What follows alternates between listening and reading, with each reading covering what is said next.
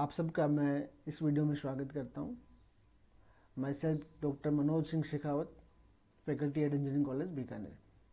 आज का ये वीडियो लीप के बारे में है। लीप जो है आपका लेटरल एंट्री इंजीनियरिंग प्रोग्राम है और वीडियो के लास्ट में हम बात करेंगे ब्रिज कोर्स के बारे में। जिन स्टूडेंट्स का एडमिशन लीप के थ्रू हुआ उनके लिए जो ब्रिज कोर्स है उसके बारे में। तो आइए हम बात करते हैं। तो सबसे पहला जो बात यहाँ पे मैं बताना चाह रहा हूँ आपको कि कुछ स्टूडेंट्स को थोड़ा कन्फ्यूजन रहता है इस बारे में कि किसका एडमिशन कहाँ पे और कैसे होगा। तो मैं थोड़ा सा क्लियर कर दूँ। 10th करने के बाद आप पॉलिटेक्निक के अंदर एडमिशन ले सकते हैं और ये आपका 3 ईयर का कोर्स रहता है। और अगर कोई स्टूडेंट 12th करने के बाद पॉलिटेक्निक में एडमिशन लेता है तो उसका जो एडमिशन है वो डायरेक्ट सेकेंड ईयर में होता है। तो उसके लिए जो पॉलिटेक्निक की जो डिग्री है वो 2 साल की रहती है और जो 10th करने के बाद में जो एडमिशन लेता है उसके लिए 3 साल की रहती है। ठीक है। उसके बाद जिसने पॉलिटेक्निक से ये डिग्री कर लिया है या जिस स्टूडेंट ने बीएससी कर लिया है ना, बीएससी जिसके एक सब्जेक्ट मैथमेटिक्स होना चाहिए बीएससी के अंदर, तो इन दोनों ही टाइप के स्टूडेंट्स को इंजीनियरिंग के सेकेंड ईयर में डायरेक्ट एडमिशन मिलता है। और इस डायरेक्ट एडमिशन को हम क्या कह रहे हैं, lateral entry in engineering program, that is the leap. आपने देखा होगा कि रीप की काउंसलिंग चल रही है और फर्स्ट ईयर के लिए एडमिशन्स हो रहे हैं।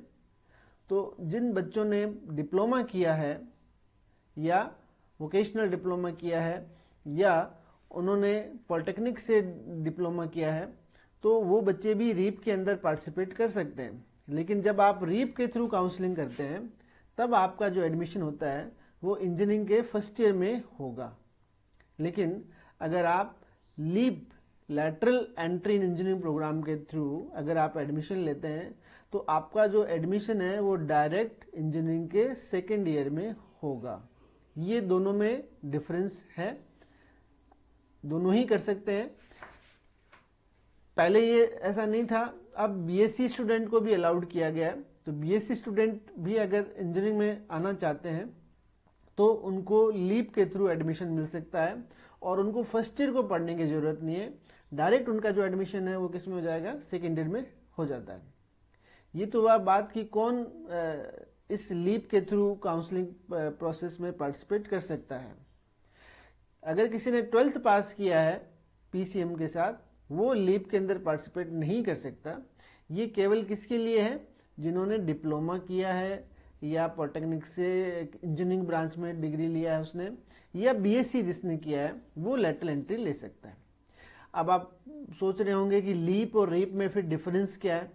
डिफरेंस ये होता है कि जो लीप है उसका एक फिक्स कोटा डिसाइडेड है, तो उसी ही कोटे से ही आपका एडमिशन हो सकता है। तो नंबर ऑफ सीट्स जो है उसमें लिमिटेड है, जबकि रीप के अंदर जो सीट्स हैं वो ज़्यादा रहती हैं। तो आपको मनचाही ब्रांच मनचाहा कॉलेज मिलने के चांसेस ज़्यादा रहते हैं। लेकिन दूसरी तरफ आपका जब लीप के थ्रू आप जब एंट्री लेते हैं तो आपका डायरेक्ट सेकेंड ईयर में एडमिशन होता है, तो आपका 1 साल यहाँ पे बच जाता है। तो बेटर है कि अगर आपने डिप्लोमा ऑलरेडी किया हुआ है तो आप लीप के थ्रू सेकेंड ईयर में एंट्री ले सकते हैं। तो आज हम बात करते हैं कि लीप का क्या प्रोसेस रहेगा और लीप प्रोसेस के थ्रू अगर आपका एडमिशन हो गया है देन आपको सेकेंड ईयर के अंदर जो 3rd सेमेस्टर का जो एग्जाम होगा उसके साथ में आपको ब्रिज कोर्स भी करना पड़ता है ना। तो सबसे पहले हम चलते हैं लीप के प्रोसेस के बारे में। तो लीप के प्रोसेस के बारे में जब हम बात करें तो जो वेबसाइट रीप की बनी हुई है दैट इज reap2021.com, यही वेबसाइट लीप के लिए भी रहेगी। अभी तक लीप का नोटिफिकेशन नहीं आया है। जैसे ही नोटिफिकेशन आएगा आपको इसके अंदर सबसे पहला जो है काम है वो करना है रजिस्ट्रेशन का। तो अगर नोटिफिकेशन आ जाए तो आप इसमें रजिस्ट्रेशन करेंगे। अभी तक इसका नोटिफिकेशन नहीं आया है और नहीं आने के पीछे जो रीज़न है वो ये है कि जिन बच्चों का पॉलिटेक्निक फाइनल ईयर का जो रिजल्ट है अभी तक पेंडिंग है, जैसे ये रिजल्ट आएगा इसका नोटिफिकेशन आ जाएगा। नोटिफिकेशन आने के बाद आपको फॉर्म सबमिट करना होगा और जिस तरह से रीप की काउंसलिंग चल रही है उसी तरह से लीप की काउंसलिंग भी रहेगी। तो आप जो फॉर्म है वो आप बड़े ध्यानपूर्वक से, अब हम देखते हैं कि क्या क्या डॉक्यूमेंट्स आपको इसमें एप्लीकेशन के साथ अपलोड करने होंगे. So document to be uploaded along with the application form, copy of the 10th और 12th मार्कशीट. अगर आपने 10th के बाद डिप्लोमा किया है या पॉलिटेक्निक में एडमिशन लिया है तो 10th की, और अगर आपने 12th के बाद किया है तो 12th की. Copy of diploma oblique BSc marksheet, आपको सभी सेमेस्टर या ईयर्स की मार्कशीट को यहाँ पे अपलोड करना होगा. Copy of bonafide resistance of Rajasthan, ये कब एप्लीकेबल है आपका? In case of candidate must be pass diploma from other state and belong to Rajasthan state. आप राजस्थान के हैं लेकिन आपने डिप्लोमा है वो किसी दूसरे स्टेट से किया हो तो आपको बोनाफाइड कॉपी जो है आपको अपलोड करनी होगी. कॉपी ऑफ प्रोविजनल या ओरिजिनल डिप्लोमा डिग्री सर्टिफिकेट, अगर आपका रिजल्ट आ चुका है और डिग्री अभी तक आपको नहीं मिली है तो आप प्रोविजनल डिग्री सर्टिफिकेट आपको अपलोड करना होगा. Copy of certificates in case of reserve category candidates of Rajasthan from competent authorities, अगर आप रिजर्व कैटेगरी में आते हैं तो आपको वो भी सर्टिफिकेट इसमें लगाना होगा. अब आता है कि राजस्थान का जो लीप के लिए जो क्राइटेरिया है जो वो क्या रहेगा. तो एजुकेशनल क्वालिफिकेशन में अगर हम देखना चाहें तो the applicant must have pass the diploma in engineering from an AICTE approved institution oblique UGC approved universities with a minimum of 45% marks. तो इसमें 45% मार्क्स का मिनिमम चाहिए, लेकिन रिजर्व कैटेगरी के लिए इसके अंदर 5% की छूट है, उनके लिए एडमिशन 40% पे रहेगा.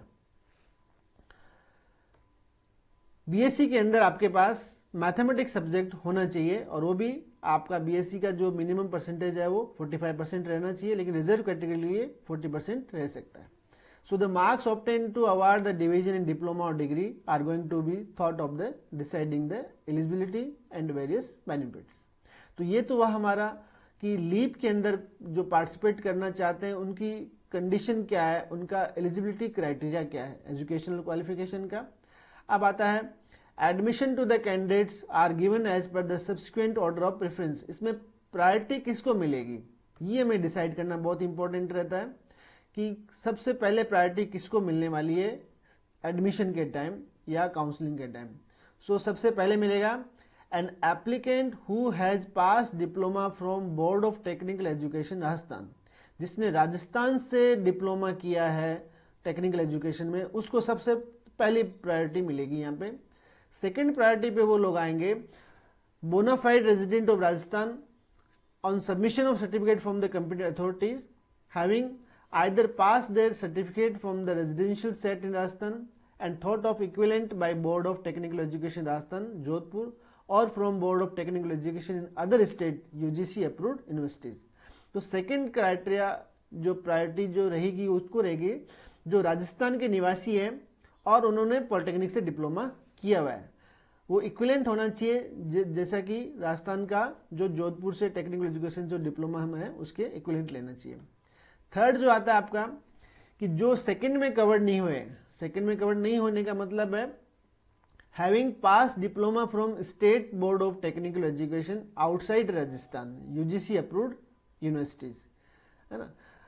जो अदर स्टेट से हैं डिप्लोमा किया है लेकिन वो राजस्थान के मूल निवासी नहीं है तो वो उनको थर्ड प्रायोरिटी मिलेगी. तो पहली प्रायोरिटी किसको मिलेगी जिसने राजस्थान का निवासी है और राजस्थान से डिप्लोमा किया है. दूसरी प्रायोरिटी उसको मिलेगी जो राजस्थान का निवासी है और बाहर से डिप्लोमा किया है. और थर्ड प्रायोरिटी उसको मिलेगी जिसने डिप्लोमा किया है बट वो राजस्थान का रेजिडेंट नहीं है. फोर्थ प्रायोरिटी उनको मिलेगी जिन्होंने बीएससी किया है विद मैथमेटिक्स, तो उनको एडमिशन में फोर्थ प्रायोरिटी इसके अंदर दी जाएगी. So candidates who have passed BSc with mathematics from universities recognised by UGC, तो पहली जो फोर्थ नंबर पे तो उनको मिलेगी जिन्होंने बीएससी राजस्थान से किया है, और फिफ्थ नंबर पे उनको मिलेगी जिन्होंने बीएससी राजस्थान से बाहर किया है. अब आता है कि लीप जो काउंसलिंग है उसके अंदर क्या प्रोसीजर रहेगा. तो अभी तक इसका नोटिफिकेशन आया नहीं है, ऐसा एक्सपेक्ट किया जा रहा है कि सितंबर के लास्ट वीक तक ये आ जाएगा और इसके लिए कोई अलग से आपको इंटीमेशन नहीं मिलता है. So after each round of counseling, the authorities will allow the seats to the candidates based on choices filled by them and other factors such as marks scored by them in the qualifying examination. ये इसका procedure रहेगा। So after allotment of seats candidate will have to pay the admission fees और the at the allotted institute. अब आते हैं हम counselling के क्या क्या स्टेप्स इसके अंदर रहने वाले हैं। तो इसके अंदर सबसे पहला जो स्टेप है वो ये है, the candidate have to register himself और herself for the counselling session. Second, then the candidate has to fill the choice according to his preference and then has to log that choice। तो आप पहले register करेंगे website पे जाके, reap की website पे जाके रजिस्ट्रेशन होगा आपका, रजिस्ट्रेशन फीस आपको जमा करनी होगी। उसके बाद में आप अपनी चॉइसेस जो ब्रांचेज हैं चॉइस आप देंगे और लास्ट जो फाइनल आपका जो काउंसलिंग होने के बाद आपको सीट अलॉटमेंट प्रोसीजर जो होगा वो चालू हो जाएगा। तो आपको सीट अलॉटमेंट के अंदर जो आपने चॉइसेस दी है, तो आप इसमें सबसे बड़ी जो बात है कि आप चॉइसेस अपनी प्रायोरिटी के हिसाब से दें। जो आपको ब्रांच जब से ज़्यादा इंटरेस्टेड है उसको फर्स्ट नंबर चॉइस पे दें। रिजर्वेशन जो क्राइटेरिया है वो जैसा कि रीप में था वही क्राइटेरिया है यहाँ पर भी लागू होता है। SC ST और OBC नॉन क्रीमी लेयर का परसेंटेज यहाँ पे 16, 21 और 12% है। MBC नॉन क्रीमी लेयर का 5% है और जो वीकर सेक्शन है उनके लिए 10% रहेगा। ये तो था हमारा कि जिस बच्चों का जिनका एग्जैक्टली एडमिशन लीव के थ्रू करना है तो उसका एक लीव प्रोसेस हो गया। तो यहाँ तक ये बात आपको क्लियर हो गई कि लीव के अंदर कौन पार्टिसिपेट करेगा। तो लीव के अंदर या तो जिसने पॉलिटेक्निक से डिप्लोमा किया हुआ है वो पार्टिसिपेट कर सकते हैं, या जिसने BSc किया हुआ है वो पार्टिसिपेट कर सकते हैं। अगर आप लीव के थ्रू एडमिशन लेते हैं तो आपका डायरेक्ट एडमिशन सेकेंड ईयर में होगा। ठीक है, सेकेंड ईयर का मतलब थर्ड सेमेस्टर के अंदर। अब आता है कि अगर आपका एडमिशन थर्ड सेमेस्टर में हो गया है तो आपको बाकी स्टूडेंट से अलग क्या करना होगा। तो थर्ड सेमेस्टर के जो फाइनल यूनिवर्सिटी एग्जाम होंगे उससे पहले आपको एक ब्रिज कोर्स करना पड़ेगा। और ये ब्रिज कोर्स क्या है और इसके अंदर क्या क्या पेपर्स होंगे आज हम उसके बारे में डिस्कस करते हैं। ये केवल उनके लिए लागू होगा जिनका एडमिशन लीव के थ्रू हुआ है। अगर आपकी कोई भी क्वेरी इससे रिलेटेड है तो आप कमेंट बॉक्स में लिख सकते हैं और मैं उस क्वेरी का जवाब दूंगा आपको। और आप मेरे इस वीडियो को लाइक कर दें और सब्सक्राइब भी कर दें। आगे जैसे भी जब भी फ्यूचर में इस टाइप के कोई भी टॉपिक्स होंगे तो मैं उनके वीडियोस बना के डालूंगा जिससे कि आपको अपडेट्स मिलते रहेंगे। तो आइए हम शुरू करते हैं ब्रिज कोर्स के बारे में कि ब्रिज कोर्स क्या है।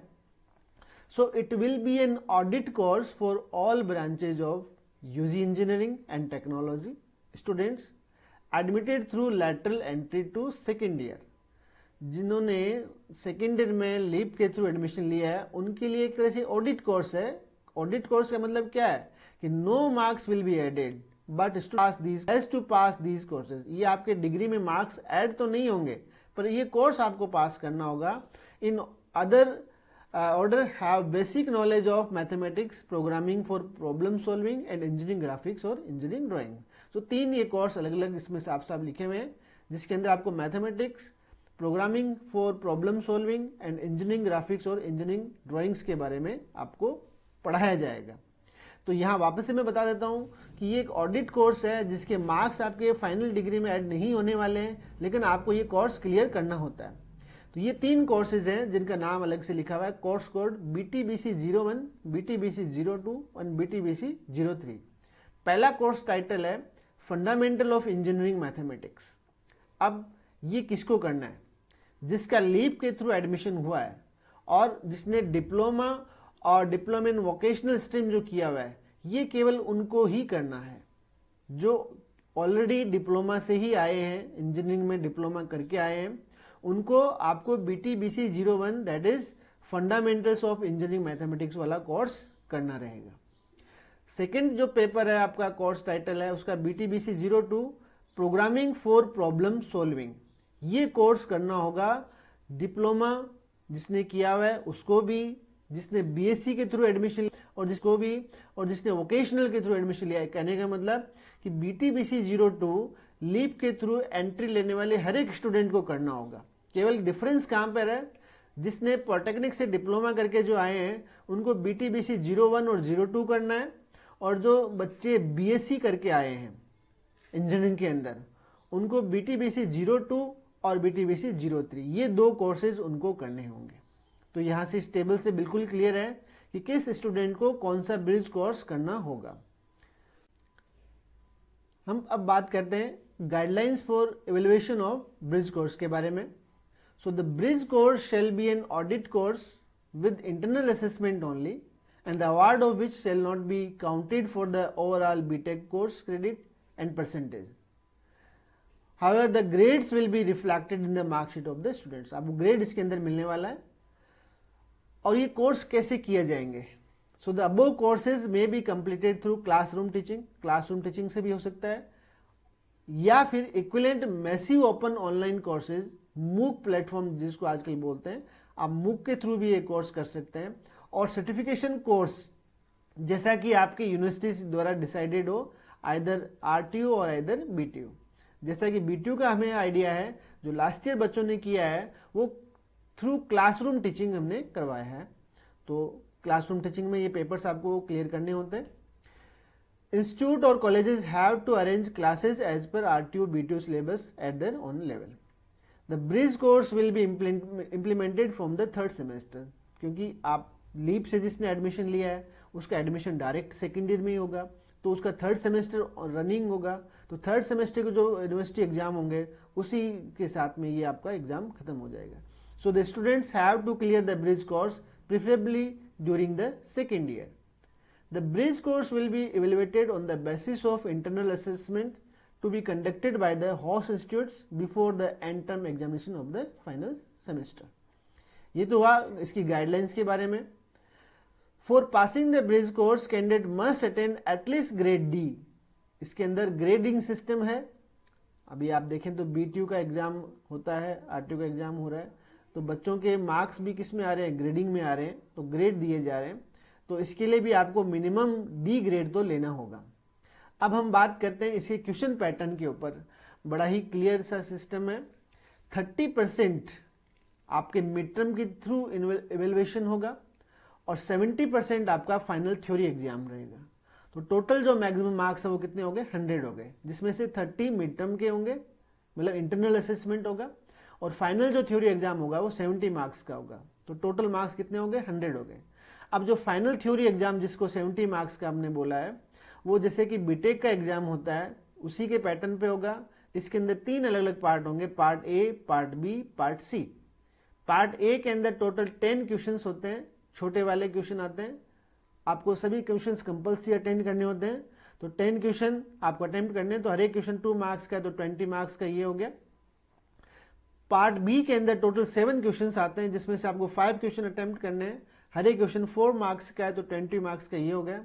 और पार्ट C जो बिग वाले हैं, बड़े ऐसे टाइप क्वेश्चंस हैं, वो 5 क्वेश्चंस आते हैं, जिसमें से आपको केवल 3 करने होते हैं। ये पार्ट A, पार्ट B और पार्ट C। पार्ट A के जो 10 क्वेश्चन आने वाले हैं वो पूरे सिलेबस से आने वाला है। इनकी जो साइज है आंसर की वो छोटी है। पार्ट B भी आप जो 7 क्वेश्चंस देख रहे हैं वो भी पूरे सिलेबस से आएंगे, और पार्ट C में जो 5 क्वेश्चन है वो भी पूरे सिलेबस से आने हैं। तो कुल मिला के आपके पास ये जो फाइनल एग्जाम है वो कितने का हो गया? 70 मार्क्स का हो गया। 30 मार्क्स जो है वो इंटरनल असेसमेंट के थ्रू रहेंगे। ये इसका कोर्स का लेक्चर और ट्यूटोरियल आवर्स के बारे में बताया गया। मैं ये वीडियो मैंने सिलेबस भी डाल दिया है, आप वीडियो को पॉज करके ये सिलेबस देख सकते हैं। इंजीनियरिंग मैथमेटिक्स का जो सिलेबस है वो आपके सामने है, जो BTBC 01 कोर्स है। इसी तरह जो BTBC 02 कोर्स है उसको भी आप वीडियो पॉज करके आप सिलेबस देख सकते हैं। ये सारा सिलेबस आपको RTU की वेबसाइट पे भी मिल जाएगा, RTU या BTU की वेबसाइट पे भी मिल जाएगा। ये सिलेबस है इसके। अगर आपको ये वीडियो पसंद आया है तो उस वीडियो को लाइक ज़रूर कर दीजिए, और बाकी जो स्टूडेंट्स जो ग्रुप हैं जिनको इसके रिक्वायरमेंट है आप उनके साथ इसको शेयर भी कर दें, और इस चैनल को आप सब्सक्राइब कर दें, जिससे कि आगे आने वाले टाइम में इससे रिलेटेड वीडियोज़ आपको और मिलते रहेंगे। Okay, thank you.